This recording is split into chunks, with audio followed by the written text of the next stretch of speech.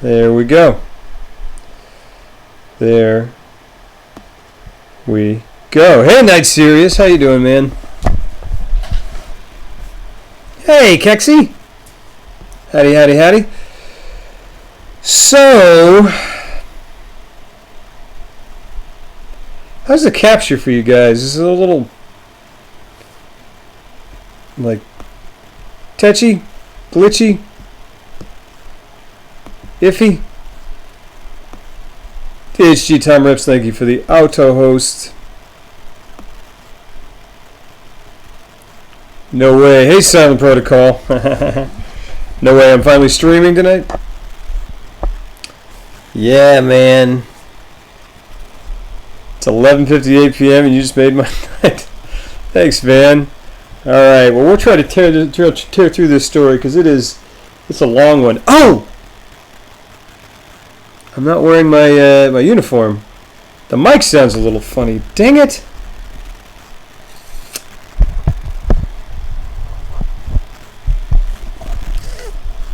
Having troubles with this computer. Hey, Solaire. Hey, Cronia. How you guys doing?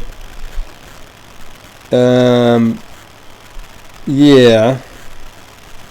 You have to be in character at all times. I know. I know. I know. All right, hold on. Look away. Look away. Look away.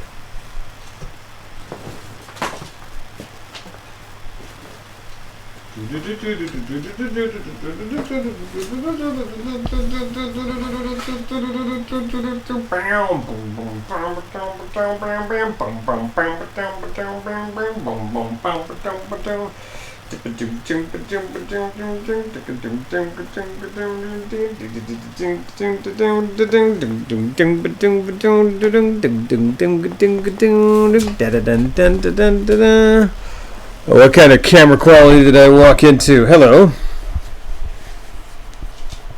Hey, Shotty. How you doing, sir? Oh, did you get my whisper, Shotty? Did you get my whisper? I sent you a whisper. You mean lean in closer? This is not. Well, it's what it is. Hey, guys. Alrighty. Hello, we just clocked in and saw stream pop up. It's gonna be good. Well, I'm not making any promises, but we'll see. Looking at it now. Yeah, no problem, man. Sorry. It's kind of a long one. Just want to make sure everything's cool. Sorry, things are at all more complicated than they have been. Just for a very nice thing you guys are trying to do. Let's get going. So this is a story. Why is iTunes open? Shut up. Hold on. No, I definitely don't want to. What are you doing? Close. Oh gosh, guys, this is the worst thing ever. Don't. Close. Shut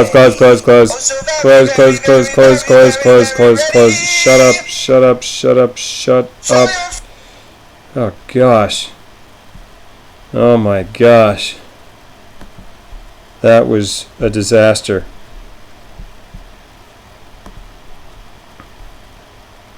That's one of my texts as well, yeah. So that was ridiculous. That was me trying to sing as a Disney princess. I kind of helped write a spec script for a cartoon show one time. And they needed a silly... It was supposed to be... I was writing a silly song that a girl would sing on the first day of school that she's really excited about, and then she walks out and she gets splashed by mud. Totally a mistake. Really embarrassing. Let's just move along with it. I'm such a dad. It was me trying to sing as a Disney princess. None of that was great. That was totally a mistake. Oh my gosh, I'll never recover. Okay, here we go. So let's jump into this story because it's a long one and I don't know if it's going to work at all. The campaign invite should be sent over. Oh, thank you, Shotty. Golly, man, thank you so much. You're unbelievable. Don't say it's captured forever. Sweet mother of mercy butts. Don't fart in my Cheerios. All right, here we go. Here we gizzily go. giggly goodly giggly goddly gabloodly gabloodly gabladdle gablop blop blop bloop bloop flibbity flop flop a doop. All right, here we go. Here comes the story. Here you go. Here's the story. You ready for the story? Are you ready? Are you ready for your story? Morning Glory. You should release it for us since it's already part of the internet forever. Oh, I don't even know what happened to that thing. It was not me. I just wrote like an intro for it. I don't know. Well, forgot to clip it. Excellent. All right, here we go. I'm going to destroy it. I'm going to destroy the archive. All right, guys. So here we go. This is called The Eyes of the Panther. It is by Ambrose Bierce. It's a long one. I hope it works out. Hey Zango, how you doing? All right, here we go. And guys, thanks for sticking with me even though it was late. It's a late stream. Here we go. Part 1. One does not always marry when insane. This is The Eyes of the Panther, first published in the San Francisco Examiner, October 17th, 1897. That's 10 days and... Someone do some math. 3 years would be 1900 plus 1,000 years would be 2,000. So 1,003. 1,019 years. Am I crazy? P Killer in 98. I'm not good at math. I'm even less good at math when people are watching. Okay. Pretty awesome. Included in the midst of life, 1898. 118 years. Dang it! So close. Wait, did I say 1,000? I said 1,000. I said 1,018 years. I'm not a smart man. Because that would be that would be like the year 30,000. The year 3,000. My gosh. Good gravy. All right, let's just... Okay, so we've had two horribly embarrassing... two horribly embarrassing moments. Let's not... There's one too many zeros. I should not be an accountant. All right, The Eyes of the Panther. Number 1, Part 1. One does not always marry when insane. A man and a woman, nature had done the grouping, sat on a rustic seat in the late afternoon. The man was middle-aged, slender, swarthy, with the expression of a poet and the complexion of a pirate. A man at whom one would look again. The woman was young, blonde, graceful, with something in her figure and movements suggesting the word lithe. She was habited in a gray gown with odd brown markings in the texture. She may have been beautiful. One could not readily say, for her eyes denied attention to all else. They were gray-green, long and narrow, with an expression defying analysis. One could only know that they were disquieting. Cleopatra may have had such eyes. Hey, I'm Cookies. The man and the woman talked. Yes, said the woman, I love you, God knows, but marry you, no, I cannot, will not. Irene, you've said that many times. You've yet always denied me a reason. I've a right to know, to understand, to feel and prove my fortitude if I have it. Give me a reason. For loving you? The woman was smiling through her tears and her pallor. That did not stir any sense of humor in the man. No, there is no reason for that, a reason for not marrying me. I've a right to know. I must know. I will know. He had risen and was standing before her with clenched hands. On his face a frown. It might have been called a scowl. He looked as if he might attempt to learn by strangling her. She smiled no more, merely sat looking up into his face with a fixed, set regard that was utterly without emotion or sentiment. Yet it had something in it that tamed his resentment and made him shiver. You were determined to have my reason, she asked in a tone that was entirely mechanical, a tone that might have been her look made audible. Hey, guys. Hey, Hopper. Hey, Solaire.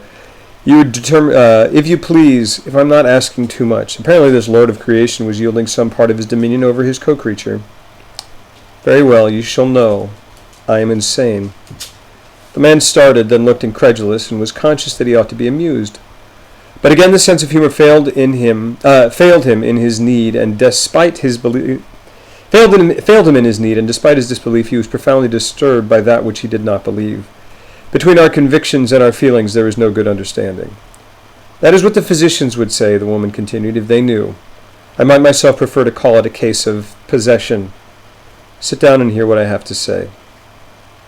The man silently resumed his seat beside her on the rustic bench by the wayside. Over against them on the eastern side of the valley the hills were already sunset-flushed, and the stillness all about was of that peculiar quality that foretells the twilight. Something of its mysterious and significant solemnity had imparted itself to the man's mood. In the spiritual, as in the material world, are signs and presages of night. Rarely meeting her look, and whenever he did so, conscious of the indefinable dread with which, despite their feline beauty, her eyes always affected him, Jenner Brading listened in silence to the story told by Irene Marlowe. In deference to the reader's possible prejudice against the artless method of an unpracticed historian, this author ventures to substitute his own version for hers. Part 2. A room may be too narrow for three, though one is outside. In a little log house containing a single room sparely and rudely furnished, crouching on the floor against one of the walls, was a woman, clasping to her breast a child. Outside, a dense unbroken forest extended for many miles in every direction. This was at night, and the room was black dark. No human eye could have discerned the woman and the child, yet they were observed, narrowly, vigilantly, with never even a momentary slackening of attention, and that is the pivotal fact upon which this narrative turns. Charles Marlowe was of the class, now extinct in this country, of woodmen pioneers, men who found their most acceptable surroundings in sylvan solitudes that stretched along the eastern slope of the Mississippi Valley from the Great Lakes to the Gulf of Mexico. For more than 100 years, these men pushed ever westward, generation after generation, with rifle and axe, reclaiming from nature and her savage children here and there an isolated acreage for the plow, no sooner reclaimed than surrendered to their less venturesome but more thrifty successors. At last they burst through the edge of the forest into the open country and vanished as if they had fallen off a cliff.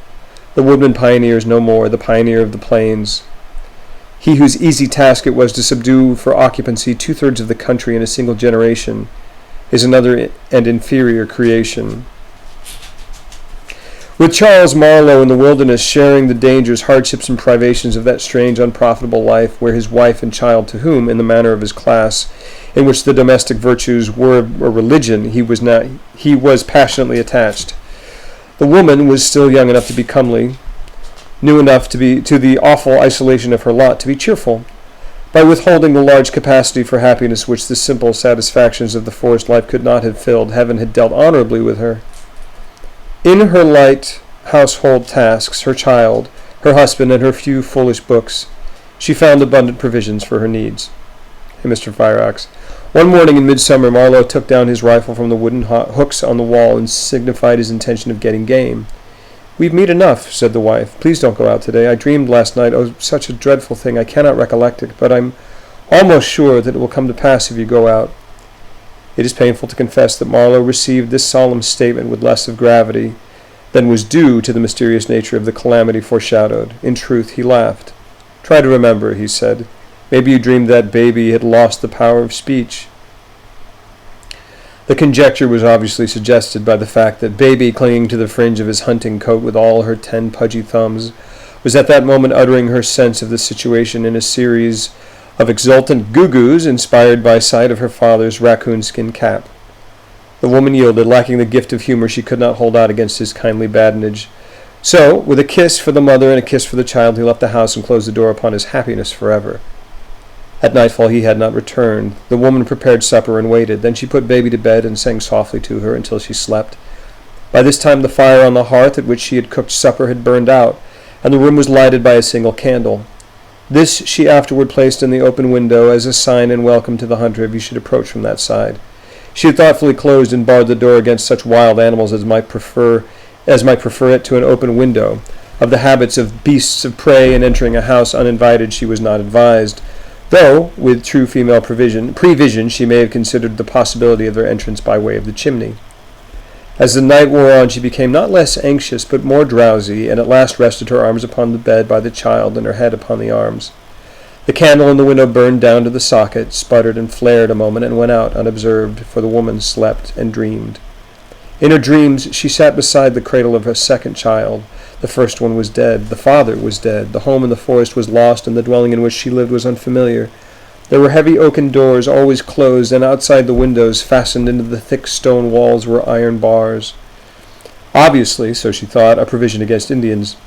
All this she noted with an infinite self-pity, but without surprise, an emotion unknown in dreams. The child in the cradle was invisible under its coverlet, which something impelled her to remove. She did so, disclosing the face of a wild animal. In the shock of this dreadful revelation, the dreamer awoke, trembling in the darkness of her cabin in the wood. Hey, Aurora. Aurora.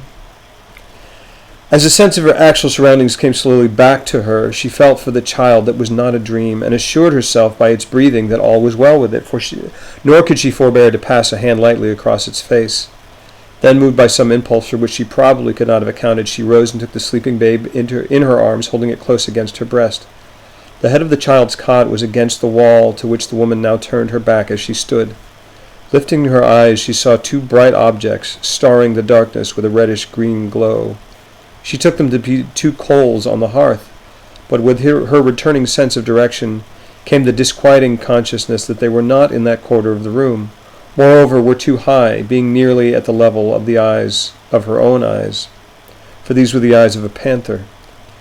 The beast was at the open window directly opposite, and not 5 paces away. Nothing but those terrible eyes was visible.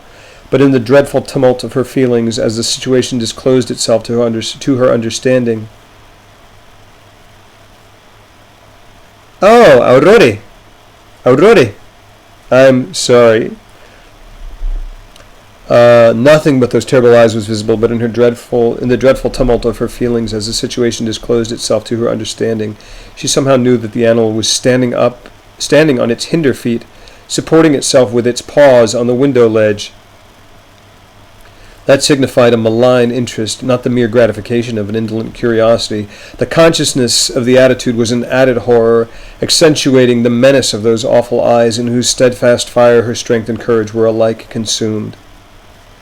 Under their silent questioning, she shuddered and turned sick. Her knees failed her, and by degrees, instinctively striving to avoid a sudden movement that might bring the beast upon her, she sank to the floor, crouched against the wall, and tried to shield the babe with her trembling body without withdrawing her gaze from the luminous orbs that were killing her. No thought of her husband came to her in her agony, no hope, nor suggestion of rescue or escape. Her capacity for thought and feeling had narrowed to the dimensions of a single emotion: fear of the animal's spring, of the impact of its body, the buffeting of its great arms, the feel of its teeth in her throat, the mangling of her babe. Motionless now, and in absolute silence, she awaited her doom, the moments growing to hours, to years, to ages, and still those devilish eyes maintained their watch. Returning to his cabin late at night with a deer on his shoulders, Charles Marlowe tried the door. It did not yield. He knocked. There was no answer. He laid down his deer and went round to the window. As he turned the angle of the building, he fancied he heard a sound as of stealthy footfalls and a rustling in the undergrowth of the forest, but they were too slight for certainty, even to his practiced ear. Approaching the window, and to his surprise finding it open, he threw his leg over the sill and entered. All was darkness and silence. He groped his way to the fireplace, struck a match, and lit a candle.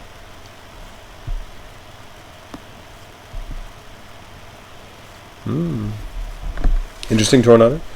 Then he looked about. Cowering on the floor against a wall was his wife, clasping his child. As he sprang toward her, she rose and broke into laughter, long, loud, and mechanical, devoid of gladness and devoid of sense, the laughter that is not out of keeping with the clanking of a chain. Hardly knowing what he did, he extended his arms. She laid the babe in them. It was dead, pressed to death in its mother's embrace. Yikes. 3. The theory of the defense. That is what occurred during a night in the forest, but not all of it did Irene Marlowe relate to Jenner Brading. Not all of it was known to her. When she had concluded the sun was below the horizon, and the long summer twilight had begun to deepen in the hollows of the land,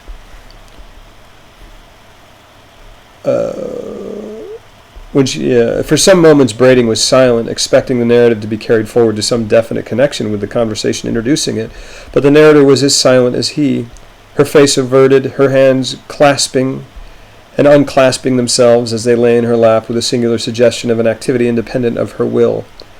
"It is a terrible story," said Brading at last, "but I do not understand. You call Charles Marlowe father, that I know. That he is old before his time, broken by some great sorrow I have seen, or thought I saw. But, pardon me, you said that "That I am insane," said the girl, without a movement of head or body.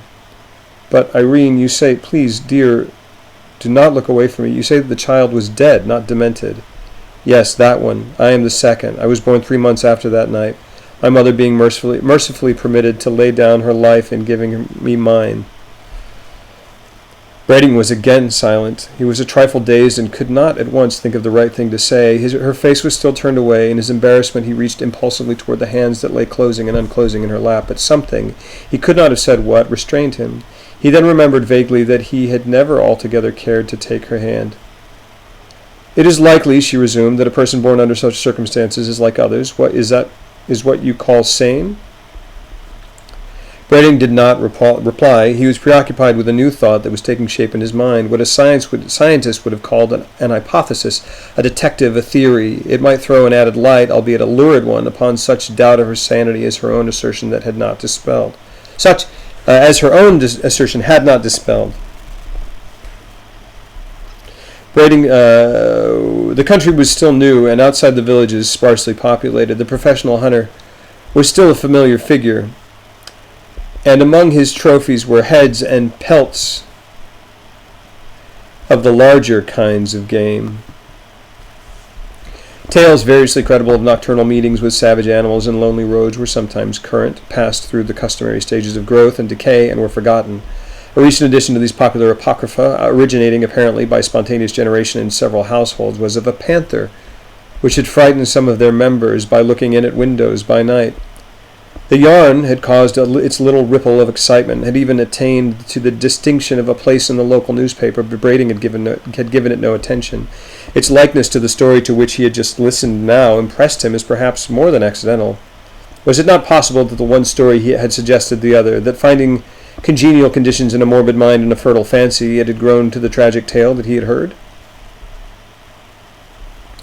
Brading recalled certain circumstances of the girl's history and disposition of which with love's and curiosity had hitherto been heedless, such as her solitary life with her father, at whose house no one apparently was an acceptable visitor, and her strange fear of the night, by which those who knew her best accounted for her never being seen after dark. Surely in such a mind imagination once kindled might burn with a lawless flame, penetrating and enveloping the entire structure. That she was mad, though the conviction gave him the acutest pain, he could no longer doubt. She had only mistaken an effect of her mental disorder for its cause, bringing into imaginary relation with her own personality the vagaries of the local myth-makers. With some vague intention of testing his new theory, and no very definite notion of how to set about it, he said, gravely but with hesitation, "Irene, dear, tell me, I beg you will not take offense, but tell me—" "I have told you," she interrupted, speaking with a passionate earnestness that he had not known her to show. "I have already told you that we cannot marry. Is anything else worth saying?" Before he could stop her, she had sprung from her seat and without another word or look was gliding away among the trees to her father's house. Brading had risen to detain her. He stood watching her.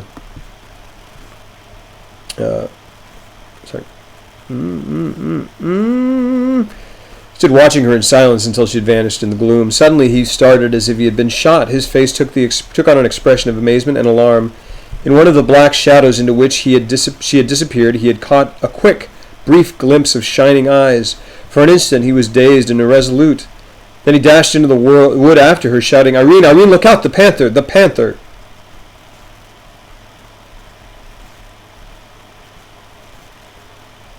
Zack Snyder, love your movies.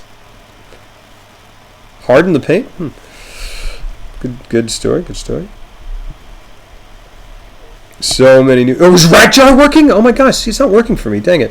In a moment he had passed through the fringe of the forest into open ground and saw the girl's gray skirt vanishing into her father's door. No panther was visible. 4. An appeal to the conscience of God. Jenna Brading, attorney at law, lived in a cottage at the end of the town. Directly behind the dwelling was the forest. Being a bachelor and therefore by the draconian moral code of the time and place denied the services of the only species of domestic servant known thereabout, a hired girl, he boarded at the village hotel, where also was his office. The woodside cottage was merely a lodging, maintained at no great cost, to be sure, as an evidence of prosperity and respectability. It would hardly do for one to whom the local newspaper had pointed with pride as the foremost jurist of his time to be homeless. albeit he may sometimes have suspected the words home and house were not strictly synonymous.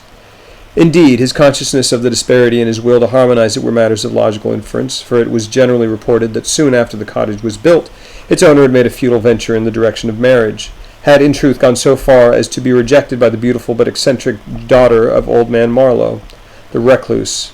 This was publicly believed because he had told it himself and she had not, a reversal of the usual order of things which could hardly fail to carry conviction. Brading's bedroom was at the rear of the house with a single window facing the forest. One night he was awakened by a noise at that window. He could hardly have said what it was like. With a little thrill of the nerves, he sat up in bed and laid hold of the revolver, which, with the forethought most commendable in one addicted to the habit of sleeping on the ground floor with an open window, he had put under his pillow. The room was in absolute darkness, but being unterrified, he knew where to direct his eyes, and there he held them, awaiting in silence what further might occur. He could now dimly discern the aperture, a square of lighter black. Presently there appeared at its lower edge two gleaming eyes that burned with a malignant luster inexpressibly terrible. Brading's heart gave a great jump, then seemed to stand still. A chill passed along his spine and through his hair. He felt the blood forsake his cheeks. He could not have cried out, not to save his life, but being a man of courage, he would not to save his life, have done so if he had been able. Some trepidation his coward body might feel, but his spirit was of sterner stuff. Slowly the shining eyes rose with a steady motion that seemed an approach, and slowly rose Brading's right hand, holding the pistol. He fired. Blinded by the flash and stunned by the report, Brading nevertheless heard, or fancied that he heard, the wild, high scream of the panther, so human in sound, so devilish in suggestion. Leaping from the bed, he hastily clothed himself, and pistol in hand, sprang from the door, meeting 2 or 3 men who came running up from the road. A brief explanation was followed by a cautious search of the house. The grass was wet with dew. Beneath the window it had been trodden and partly leveled for a wide space, from which a devious trail, visible in the light of a lantern, led away into the bushes. One of the men stumbled and fell upon his hands, which, as he rose and rubbed them together, were slippery. On examination they were seen to be red with blood. An encounter, unarmed, with a wounded panther was not agreeable to their taste. All but Brading turned back. He, with lantern and pistol, pushed courageously forward into the wood. Passing through a difficult undergrowth, he came into a small opening, and there his courage had its reward, for there he found the body of his victim. But it was no panther. What it was is told, even to this day, upon a weather-worn headstone in the village churchyard, and for many years was attested daily at the graveside by the bent figure and sorrow-seamed face of old man Marlowe, to whose soul, and to the soul of his strange, unhappy child, peace and reparation. Hey guys, am I applying in a few days? Yes, I would like to. I would definitely like to. You just sneezed like 14 times in a row and you soiled your trousers? Like, separately? Or soiled it with the sneezes? Or you urinated?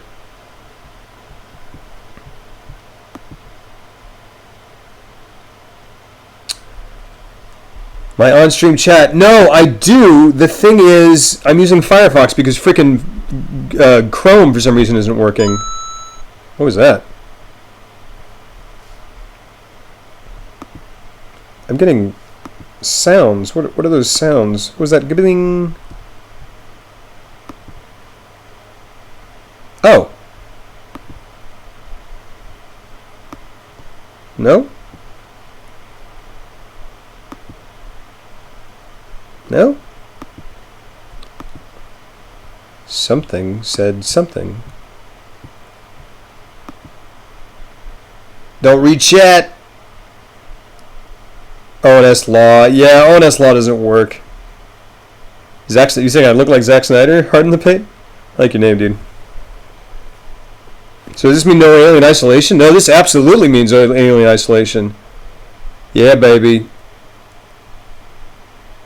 Kind of user, maybe. Alright, let's, what is this? Hey, Estes. Random Mario sounds? Yeah, I don't know. Maybe a donation sound? I thought. That was the Mario coin sound. Yeah. We already read some Lovecraft. We definitely read some Lovecraft. Follower notification? I thought so, but I don't see a new follower. I don't know what's going on. Rat Jar is amazing. All right. Hey, Pixeldino. All right, guys. So, there was another one. What was that doing? I mean, stupid. I'm not used to Firefox. Freaking Chrome is not working. It just won't run my... They don't know how to auto-update Chrome. Or, like, how to... We read Dagon. What do you say it? Also, you coming to London then, Lobro? Yeah, I'd love to, man. I think you missed it. Yeah, the VOD somewhere. Summers. The mic clipping? Alright, well, let's get out of this mess of a thing. Troll-based motherboard laptop. This followed might be... Oh, maybe! Lovecraft is amazing. I had the entire Cthulhu mythos in my car. It has to be followed. I just unfollowed and followed for that coin sound. Good. London? No, I'd love to come to London, man. Haven't been to London in a while, and probably will not come. Probably won't be able to be there again for another long while. But Harold West Reanimator is super spoopy. Reanimator's a story? I didn't know that. I could take you to your cafe. We could have meat and tapas. I could have the tapas. Actually, I don't even know what the tapas are. If you weren't so racist. Okay, let me cut stream here, and I'll come back with Alien Isolation, guys. Alien Isolation, courtesy of Estes for days. Very racist. That's too bad. I mean, obviously, too bad. All right. Oh my gosh, guys! Guys, we're at 4,998 followers. We are at 4,998 followers.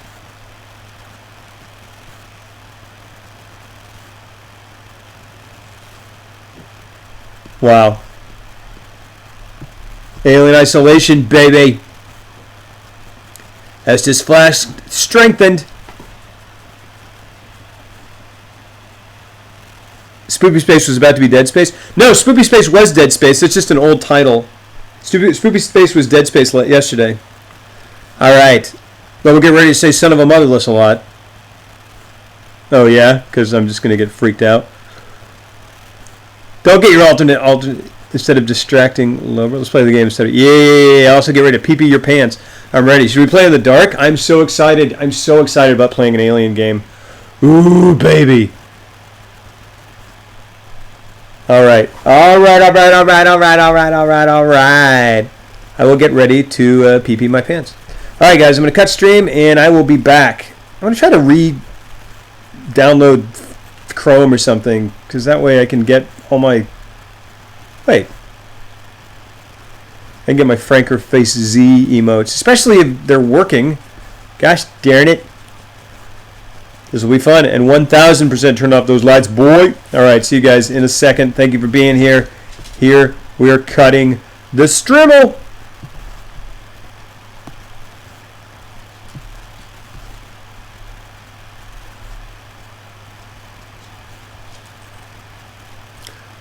I've got him on Firefox, I think. Alright, see you in a second.